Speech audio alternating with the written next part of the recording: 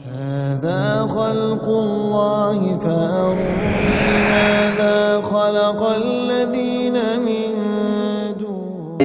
Diabadikan dalam hadis riwayat Bukhari nomor 851. Jadi saat itu Uqbah bin Harith radhiyallahu anhu, salah satu sahabat Nabi Muhammad sallallahu alaihi wasallam, menceritakan pernah suatu ketika saat Nabi Muhammad sallallahu alaihi wasallam selesai mengimami sholat asar, beliau tiba-tiba buru-buru langsung pulang ke rumahnya.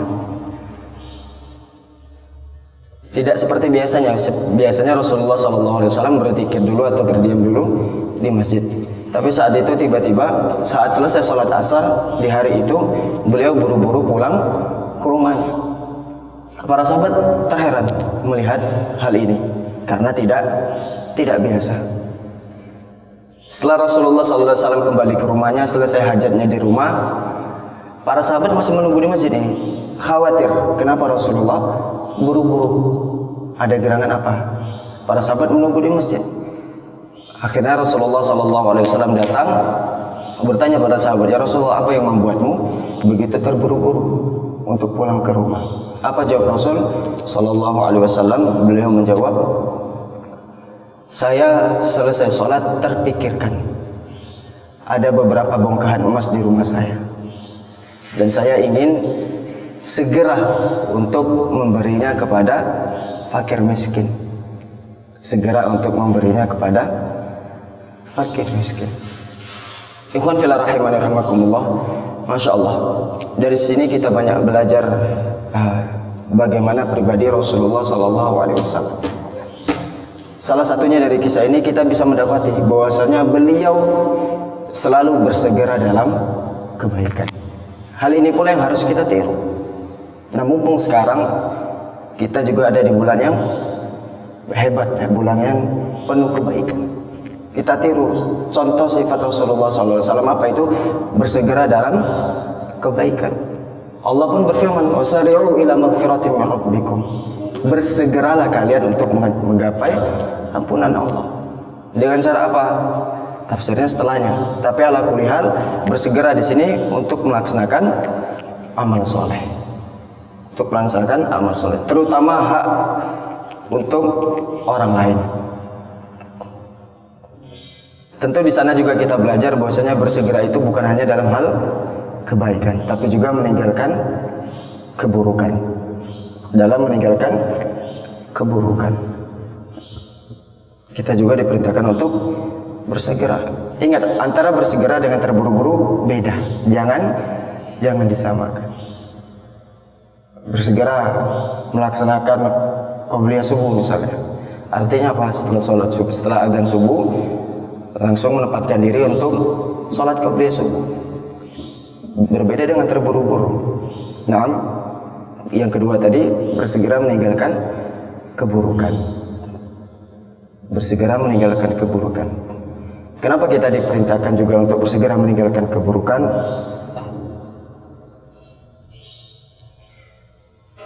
Karena hal ini juga merupakan salah satu perintah dari ajaran kita.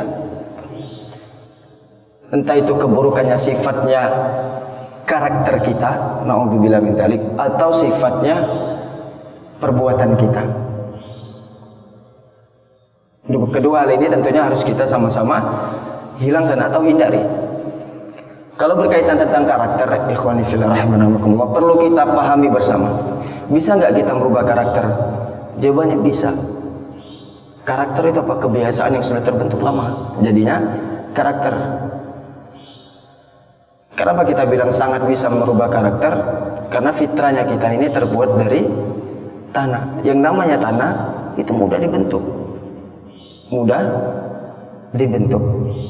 Jadi jangan kira atau jangan berzon bahwasanya untuk meninggalkan atau mengubah karakter buruk itu susah. Tidak. Iyyakum wazzon. Berhati-hatilah kalian terhadap prasangka kalian.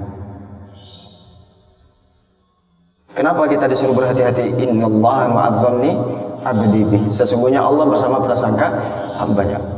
Kalau prasangkanya udah susah merubah karakter, ya bakal susah. Atau meninggalkan suatu kebiasaan buruk, merasa susah, ya bakal susah. Bakal susah.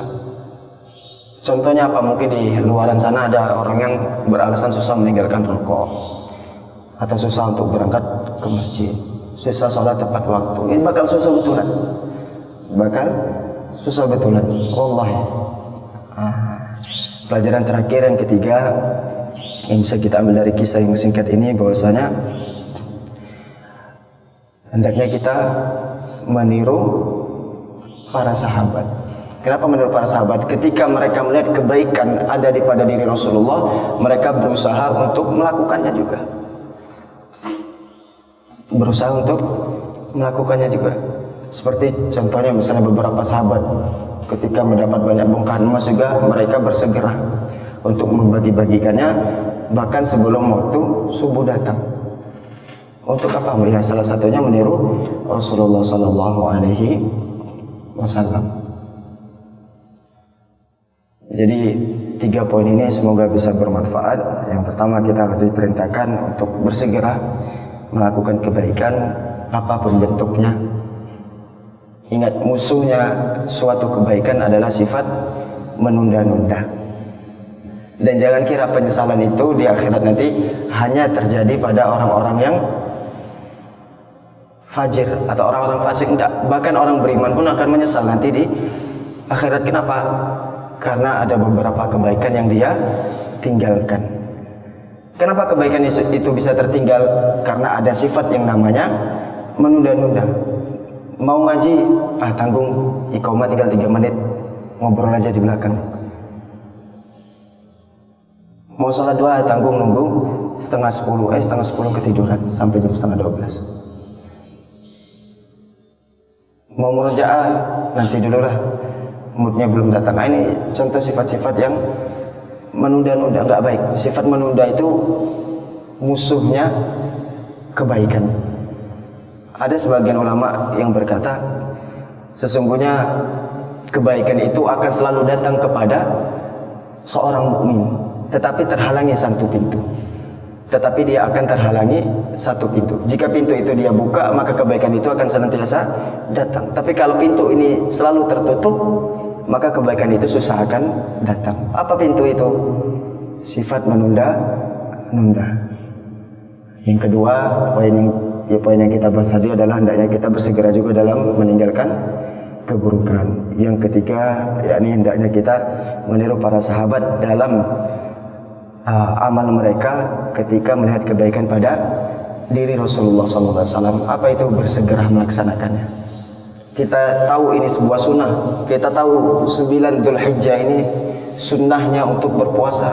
Kita kerjakan dengan niat apa? Lillahi ta'ala, dan meniru sunnah Rasulullah, mengikuti sunnah Rasulullah Sallallahu Alaihi Wasallam. Kita diperintahkan memperbanyak di bulan Dzulhijjah ini takbir, tahlil, dan tahmid. Kita usahakan semaksimal mungkin. Hada wallahu a'lam bishawab. Nakhtatim bihamdillah wa kafaratul majlis. Alhamdulillah bi'alamin. Subhanakallah wa bihamdika asyhadu an la ilaha illa anta astaghfiruka wa atubu ilaik. Barakallahu fikum. Wassalamu alaikum warahmatullahi wabarakatuh.